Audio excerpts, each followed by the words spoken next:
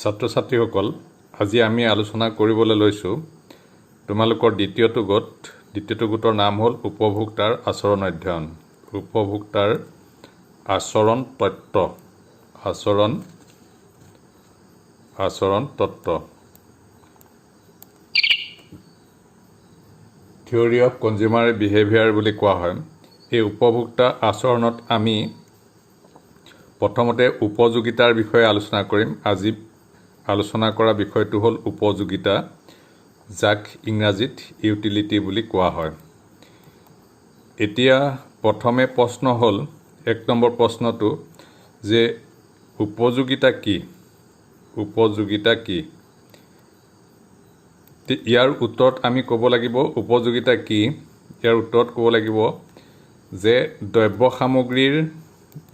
সামগ্ৰীৰ অভাৱ পূৰণ কৰা ক্ষমতাকে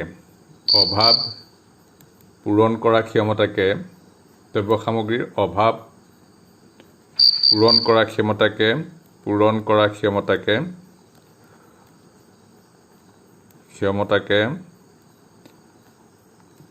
উপযোগিতা বোলা হয়।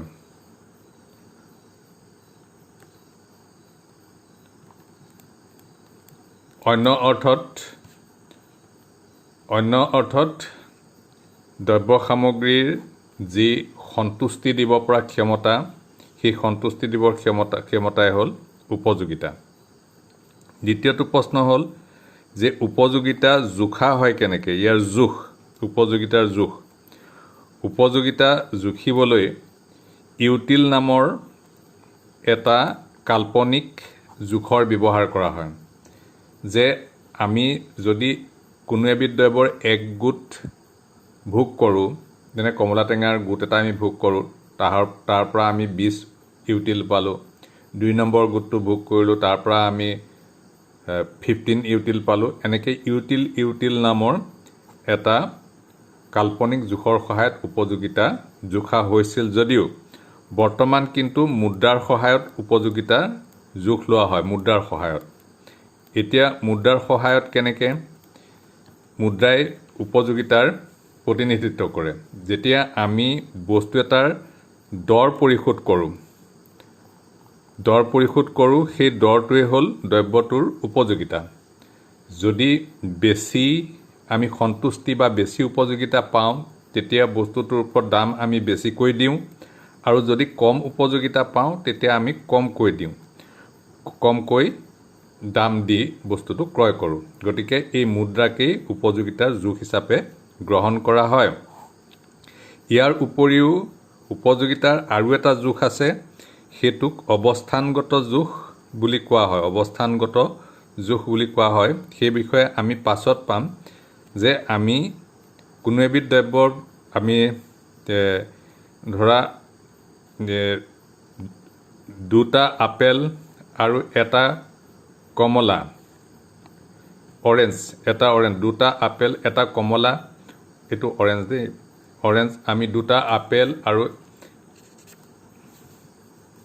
মই এইফালে লিখি দেখুৱাইছোঁ, 2টা আপেল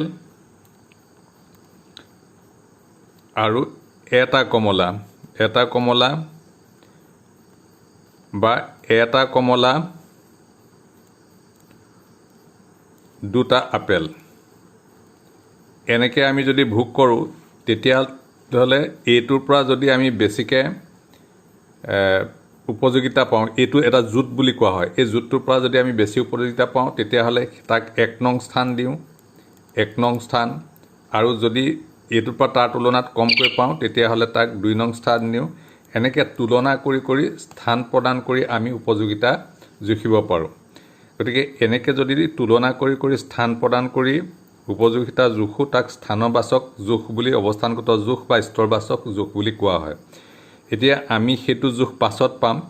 এতিয়া আমি মুদ্ৰাৰ সহায়ত উপযোগিতা জোখৰ বিষয়ে কিছু কথা আলোচনা কৰিম। 3 নম্বৰতে আহিলে যে উপযোগিতা, মুঠ উপযোগিতা কি? আমি এজন উপভোক্তাই একে সময়তে যিমানকেইটা দ্ৰব্য ভোগ কৰে, সেই ভোগ কৰা দ্ৰব্যকেইটাৰ পৰা প্ৰত্যেকৰ পৰা যিমানখিনি উপযোগিতা পায় ব্যক্তিগতভাৱে সেই উপযোগিতাসমূহ যোগ কৰিলে যেই যোগফলটোক মুঠ উপযোগিতা বুলি কোৱা হয়। উদাহৰণস্বৰূপে ধৰা হ'ল এজন উপভোক্তাই এটা কমলা টেঙা ভোগ কৰিছে, তাৰ পৰা পাইছে 20 উপযোগিতা। পৰৱৰ্তী পৰ্যায়ত 2 নম্বৰ কমলা টেঙাটো ভোগ কৰিলে তাৰ পৰা পালে 15 উপযোগিতা। 3 নম্বৰটো ভোগ কৰিলে তাৰ পৰা পালে 10 উপযোগিতা। 4 নম্বৰটো ভোগ কৰিলে তাৰ পৰা পালে 5 উপযোগিতা। গতিকে এই 4টা গোটৰ পৰা ভোগ কাৰ্য যদি তেওঁ 4টা গোট হোৱাৰ পাছত বন্ধ কৰে, তেওঁ মুঠ উপযোগিতা কিমান পালে? 20, 15, 35, 45, 5, 50। গতিকে মুঠ উপযোগিতা হ'ল 50। এতিয়া এই মুঠ উপযোগিতাটো আমি অন্য ধৰণেও জুখিব পাৰোঁ। এনেকৈ জুখিব পাৰোঁ যে 1 নম্বৰটো খাই মুঠ উপযোগিতা কিমান পালে? 20 পালে। 2 নম্বৰটো খাই মুঠ উপযোগিতা কিমান পালে? 20, 15, 35 পালে। 3 নম্বৰটোৰ খোৱালৈকে মুঠ উপযোগিতা কিমান পালে? 45 পালে। 4 নম্বৰটো খোৱালৈকে মুঠ উপযোগিতা কিমান পালে? 50 পালে। আমি এনেকৈও মুঠ উপযোগিতা এনেকৈ নেদেখুৱাই আমি মুঠ উপযোগিতা টোটেল ইউটিলিটি আমি এনেকৈও দেখুৱাব পাৰোঁ। প্ৰথমটোৰ পৰা আমি কি পালোঁ? পালে 2 নম্বৰটোৰ পৰা 1 আৰু 2 নম্বৰটোৰ পৰা মিলি 35 উপযোগিতা পালে। 1, 2 আৰু 3 মিলি পেলাই 45 উপযোগিতা পালে। 1, 2, 3, 4 পৰা মিলি 50 উপযোগিতা পালে। গতিকে আমি এনেকৈ মুঠ উপযোগিতা প্ৰতিটো পৰ্যায়ত নিৰূপণ কৰিব পাৰোঁ। এতিয়া আহিলে প্ৰান্তীয় উপযোগিতা। 4 নম্বৰ প্ৰান্তীয় উপযোগিতা কি? প্ৰান্তীয় উপযোগিতা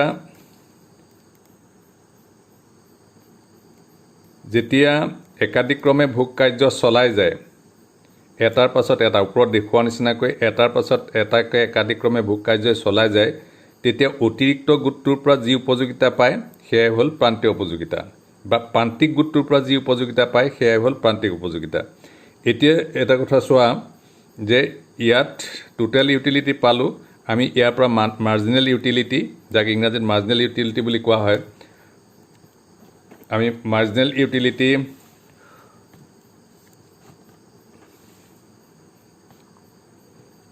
ইউটিলিটি আমি কেনেকৈ উলিয়াম?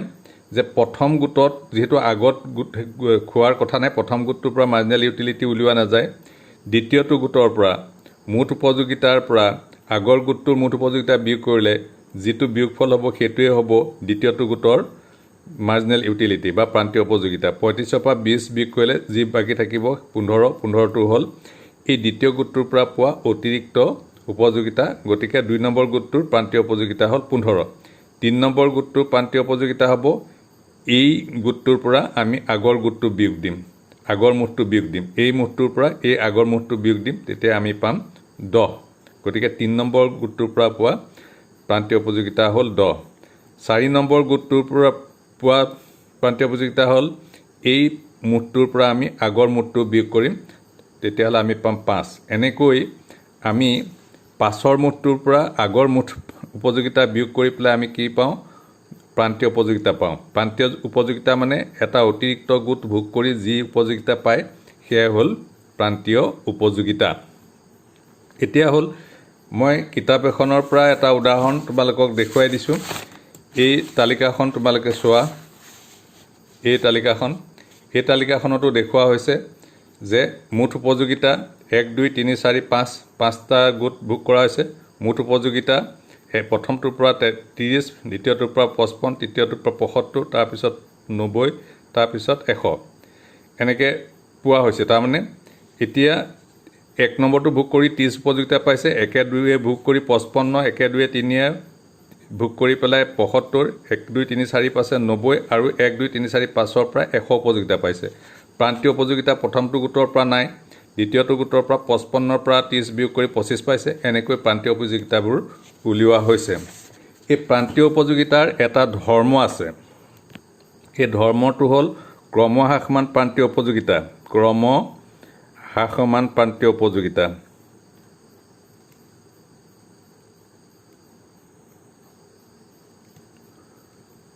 ক্ৰমহ্ৰাসমান প্ৰান্তীয় উপযোগিতা তাৰ অৰ্থ হ'ল যদি উপভোক্তাজনে কোনো এবিধ দ্ৰব্য একে ধৰণৰ একে আকাৰৰ কোনো এবিধ দ্ৰব্যৰ এটা এটা গোট অতিৰিক্ত ভোগ কৰি গৈ থাকে তেতিয়া সেই অতিৰিক্ত গোটৰ পৰা পোৱা অতিৰিক্ত উপযোগিতা ক্ৰমান্বয়ে কমি আহে। অন্য অৰ্থত ভোগ কাৰ্য যদি একেৰাহে চলাই থকা হয় তেতিয়া অতিৰিক্ত গোটটো ভোগ কৰাৰ পৰা পোৱা অতিৰিক্ত উপযোগিতা ক্ৰমশঃ কমি আহে। তাকেই প্ৰান্তীয় উপযোগিতা বোলা হয়। আমাৰ উদাহৰণটোতো আমি দেখিছিলোঁ যে এই যে প্ৰান্তীয় উপযোগিতা অতিৰিক্ত গোটৰ পৰা পোৱা প্ৰান্তীয় উপযোগিতা ক্ৰমশঃ কমি আহিছে। ইয়াত আমি কিতাপখনৰ যিটো উদাহৰণ দেখুৱাইছিলোঁ তাতো আমি দেখিছিলোঁ যে প্ৰান্তীয় উপযোগিতাটো ক্ৰমশঃ কমি আহিছে। এই প্ৰান্তীয় উপযোগিতা ক্ৰমশঃ কমি আহিছে। ইয়াৰ কাৰণ কি? মানুহৰ যদিও অভাৱ থাকে এটাৰ বস্তুৰ প্ৰতি অভাৱ সীমিত। সেই বস্তুটোৰ প্ৰথম পৰ্যায়ত ভোগ কৰিলে তাৰ পৰা যিমান সন্তুষ্টি পোৱা যাব তাৰ পাছত যদি ২ নম্বৰটো ভোগ কৰা যায় তেতিয়াহ'লে তেওঁৰ অভাৱ ইতিমধ্যে অলপ পূৰণ হৈ গ'ল। গতিকে তাৰ পৰা পোৱা সন্তুষ্টিটো কমিব। গতিকে একেটা বস্তু যিটো বস্তুৰ অভাৱ ক্ৰমান্বয়ে পূৰণ হৈ আহিছে সেই বস্তুটো যদি অতিৰিক্ত ক্ৰয় কৰিবলৈ গৈ থাকে তেতিয়াহ'লে তেওঁ তাৰ পৰা পোৱা অতিৰিক্ত সন্তুষ্টিটো কমিব। সেইটোৱে হ'ল ক্ৰমহ্ৰাসমান প্ৰান্তীয় উপযোগিতা বিধিৰ আঁৰত থকা মূল যুক্তি। আমি চিত্ৰৰ সহায়তো প্ৰান্তীয় উপযোগিতা বিধিটো দেখুৱাব পাৰোঁ। এডাল প্ৰান্তীয় উপযোগিতা ৰেখা MU ৰেখা, এইফালে আমি দ্ৰব্যৰ গোট দেখুৱাইছোঁ দ্ৰব্যৰ গোট, আৰু এইফালে দেখুৱাইছোঁ উপযোগিতা।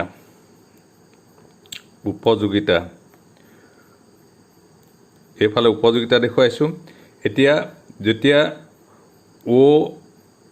OX পৰিমাণৰ দ্ৰব্য ভোগ কৰিছে তেতিয়া প্ৰান্তীয় উপযোগিতা আছিলে এইখিনি। OX1 পৰিমাণৰ দ্ৰব্য ভোগ কৰিছে প্ৰান্তীয় উপযোগিতা আছিলে এইখিনি। OX2 পৰিমাণৰ দ্ৰব্য ভোগ কৰিছে প্ৰান্তীয় উপযোগিতা হ'ল এইখিনি। এই দূৰত্বটোৱে হ'ল প্ৰান্তীয় উপযোগিতা। প্ৰথমটো গোটটোৰ পৰা পোৱা মুঠ উপযোগিতা এইখিনি বা প্ৰান্তীয় উপযোগিতা এইখিনি। দ্বিতীয় গোটটোৰ পৰা পোৱা প্ৰান্তীয় উপযোগিতা এইখিনি। তৃতীয় গোটটোৰ পৰা পোৱা প্ৰান্তীয় উপযোগিতা এইখিনি। এনেকৈ অতিৰিক্ত গোট ভোগ কৰি যাওঁতে প্ৰান্তীয় উপযোগিতা ক্ৰমান্বয়ে কমি আহিছে আৰু সেয়েহে প্ৰান্তীয় উপযোগিতা ৰেখাডাল তললৈ সোঁফালে হেলনীয়া হৈছে। এই প্ৰান্তীয় উপযোগিতাবোৰ যোগ কৰিলে আকৌ মুঠ উপযোগিতা পোৱা যায়। তোমালোকে ওপৰৰ উদাহৰণটোত চোৱা 5, 10 এইটো প্ৰান্তীয় উপযোগিতা, এয়া প্ৰান্তীয় উপযোগিতা, দ্বিতীয়টো গোটৰ প্ৰান্তীয় উপযোগিতা, তৃতীয়টো গোটৰ প্ৰান্তীয় উপযোগিতা, গোটেই এলেকাটো যদি আমি যোগ কৰি দিওঁ সেইটো হ'ব মুঠ উপযোগিতা। গতিকে প্ৰান্তীয় উপযোগিতাৰ যোগফল হ'ল মুঠ উপযোগিতা।